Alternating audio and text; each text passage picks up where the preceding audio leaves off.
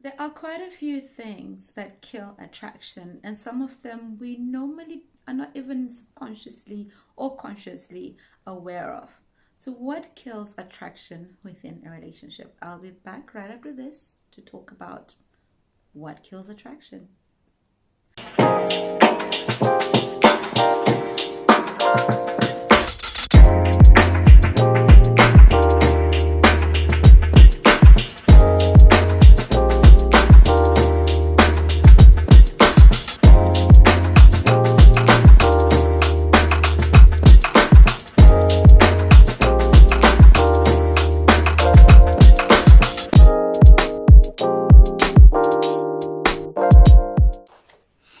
Hi, my name is Unique Subanda, and I am your head coach and style concierge here at the Black Swan Relationship Academy. And welcome to another Talk It Through Tuesday, where I am covering Edwina as she takes the much needed rest. Today, I'm really talking about something that has come up in your questions whenever we're having conversations. And this one is for Anne.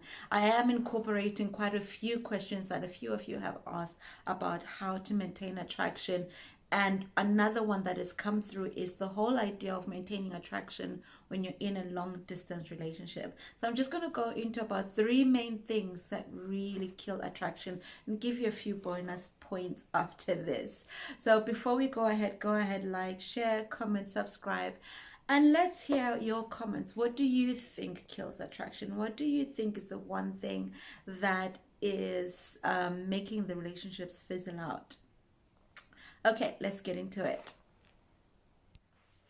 So I've got about 9 points that really kill attraction, but the first three I really want to focus on them solely because I think they are the main reasons and underlying reasons why our attraction fades within relationships. The first one is shared values. For you to select, which is why we teach within the academy, that you need to know your core needs. You need to know your core needs to such an extent that, because your core needs will inform your values. Your core needs will also inform your non-negotiables, so that you're getting into these relationships with your eyes open. Yes, chemistry can sometimes overshadow things, but the way you have to look at attraction is it's normally the first thing you are attracted to a person, then the chemistry just makes things amazing. And then this very valuable point that I'm talking about is the shared values. Is, are you compatible with each other? Do you share the same core values? Are the things that you look at in life really related to the same thing? Do you share the same thoughts about how to raise children? Do you share the same lived experiences about manners, how to present yourself? All those kind of things. Things like that really, really make the attraction, like, it magnifies the attraction. Like, haven't you ever noticed when you've met someone that you continue to get attracted to them with each encounter? What it is really that the fact that they're unveiling themselves and revealing themselves, it makes them a lot more attractive and desirable to you. So the first one is shared values. You need to make sure that you continue to share the same values. In the academy, we really do talk a lot about non-negotiables and core and your core needs, which covers your core values, because that is all part of it. You will find most of these topics within the academy. And if you have a look at Swan City, there is a masterclass that we did called Nice Girl Rehab, and there's all the videos in there about the exercise we did that will help you really narrow down your non-negotiables and your core needs, so that you can define your own values. The next thing is, are your lifestyles compatible? Are you able to blend your lifestyles together? The more, again, like I said, the more you date someone, they become more attractive because you find out, oh my God, they love the same things that you love. You share interest in music, you share interest in sports, you share interest in religion and all of that. So all of those things come in as, are your lifestyles blendable? Are you able to exist within each other's world? And that adds to the ease of the attraction. And these are the things that help you really, really bond. And if there's a lack of this, something like this could kill the attraction, because you find that you are not compatible, or he does not want to do things that you want to do, or you're finding that you're having to do most of the things on your own. So you start to question if this relationship is really something that you want to be in. And those are the things that really stifle attraction when it is not addressed. The third thing, and the one thing that really, really, I'd say should have been number one, but I'm going to put it at number three, which is emotional maturity. When we are immature, it causes friction, it causes misunderstanding, and that too kills attraction. So really, these are like the basics, I would say, are the things that really allow us not to understand each other, and allow us not to build that continuous trust with each other, and allow us to build that continuous attraction with each other. The one thing I would really recommend right now that we have going on at the moment is our free masterclass, which on the 21st of May, and it's called The Secrets of a Man's Mind. So I'm just going to leave this right here so that you can listen a little bit more about the masterclass that is up and coming. And be sure to register, because the links will be all in the description box, and I'll be back right after this. There are two types of women. One that positions herself to be a winner using a man's very own nature. We call that woman a black swan, or a woman who is convinced that she can scream, shout, and complain and change a man's nature. Now, if you are a black swan, I have decided to help you out. Ladies, I am offering you a free, yes, another free masterclass on the secrets of a man's mind. In this course, we're going to look at the things that men will never tell you, are afraid to tell you, don't even know they need to tell you, assume you should know. We're gonna look at the man's brain, how he is wired, his heart, his spirit. How does he really think?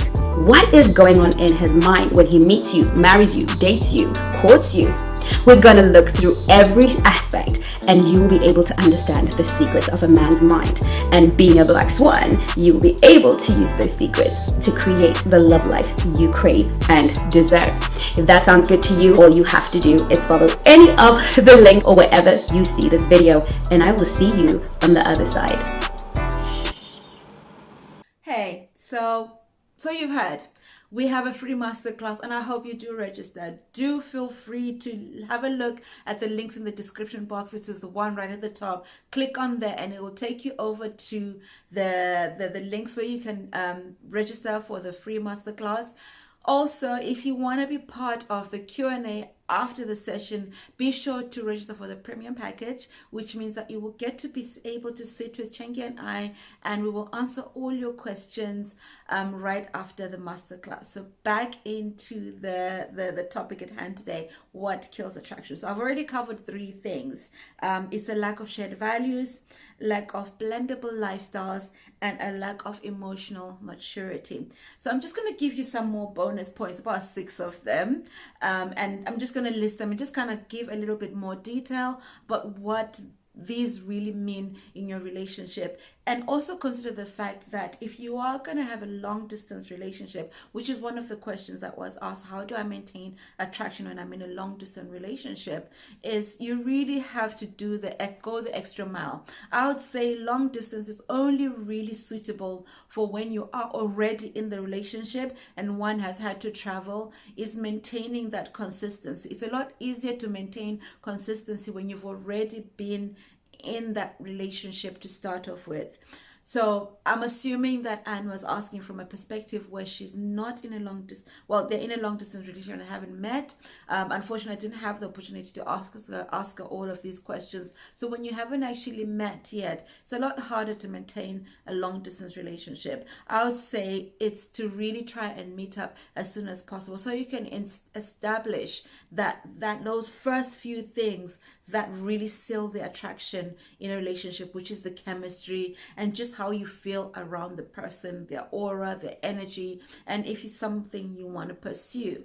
when you're emotionally mature, you find that you are able to also manage long distance relationships. So let's get into all these other points that talk about what could actually kill the attraction. The next one is presentation. Poor presentation of yourself really puts you like right down there in the levels of attraction. Most of you are online dating, and I know you are. You always hear me when I talk about make sure you get yourself some good pictures, because presentation is everything. You have to remember that men choose with their eyes. And if you'd like to take me up on one of these offers to set you up a portfolio, be sure to book. All the links are in the description box again. Book a discovery call. Let's talk about a plan for how you want to show up and present your online profile, be it on apps as well as dating apps as well as social media, because there is a way to present yourself that makes you attractive, that allows the right men to really look at you and really look at your pictures and look at your profile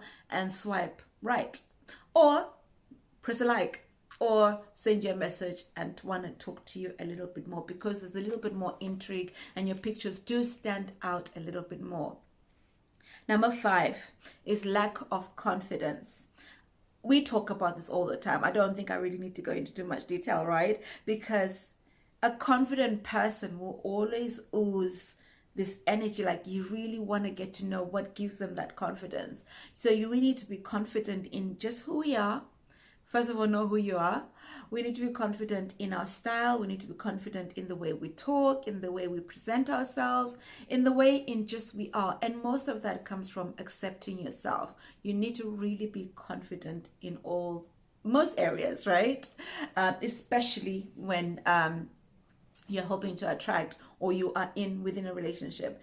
Even within the Black Swan relationship, whenever we are now in relationships, we still encourage you to still do those things that give you confidence, and so that you're always exuding this confidence, and this man maintains his attraction for you. And in the same way, we would expect our Black Swan man to be doing the same, because they will always be out there going to play tennis, they'll be out there going to the gym, and they'll be literally continuing the habits that made us fall in love with them in the first place, and that is their determination. Number 6 is a negative reputation. Let's talk about this, ladies.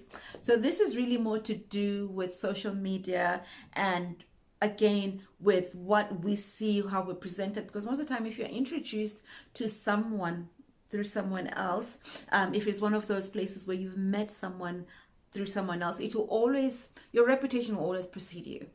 What they say about you will always go before you. So if someone is making an effort to hook you up with someone, it's because they trust in your reputation and they know that you are someone of good repute. When it comes to social media, we always advise you to get your social media curated. There are certain things that we shouldn't really be posting on social media, which reveal how much of social etiquette we do not have anymore. There is a thing called social media etiquette, which we really need to focus on, and that's another thing that I so specialize in. So book a discovery call with me, and then we can go through all your social media and have a look at what things you can change, what things you can add, as well as just spruce it up so that it gives you a better read and a better look, because that is your reputation that's online. In other words, that's on the line. The next one is over eagerness. Oh my God. There is a difference between being keen and just being a bit over the top and being a bit too eager to show someone that you are attracted to them. So what I would say in this instance, a little is okay. A little is okay. It's okay to listen. The feminine way really is to listen and accept, and normally we allow the man to show who they are. And even within the relationship, it's always good to not be so over enthusiastic. This is the times when we say match the energy. I'm not saying that it's not a tit for tat or do for do. It's literally matching the energy of where the person is and not going over and out of your way. Yeah. The next one is TMI. TMI. I don't know what it is about some of us females. We love to share stuff that we really should be sharing with our girlfriends instead of our boyfriends. There is a thing called too much information. That is why that synonym, that acronym exists, is TMI, is too much information. Be one of those ladies. Have some mystery to you and withhold some things. It's not that you're lying, it's just you don't have to tell it all at once, especially when it comes to things that may have really been totally embarrassing, or your sexual experience, or just things that you would really rather keep for your friends or someone you trust. Remember, at the end of the day, you're still getting to know this person. Even when you are exclusive with someone, you're still getting to know them. You're giving yourself a chance to get to know them. And the last point, and definitely not the least, comparing exes. Let's just make it a rule to never mention exes, right? Let's just not mention exes in any part of our conversations when we're having conversations with a new partner. Even if you are in the relationship, there is no need to mention an ex, because what you would have, if anything, you can talk about the lessons you have learned from there. It's also the whole thing of allowing the other person to move on so that you can live your life and your best life, as it were. So the thing with comparing exes is like, you put yourself in a position where he's thinking, if we did not succeed, this girl will be talking about me this way. And it just makes him question just your integrity. So it's always best just to not even mention exes or talk about exes, unless if you have children with your ex. And in that case, you can mention them in that scenario, and only in certain circumstances when you've had a conversation about what you learned from your relationships. If any of this has resonated with you, I do believe that's quite a lot that I've given you today. It's about 9 points. I will expand on some of these and touch on a few of these things in other videos, but for now I'm just going to leave it right here. But in the meantime, you take care of you, and don't forget to like, share, comment and subscribe, and I'll see you on another video. And do take care of yourselves, and remember always, you are so loved, and we do this for you. Till next time. Bye.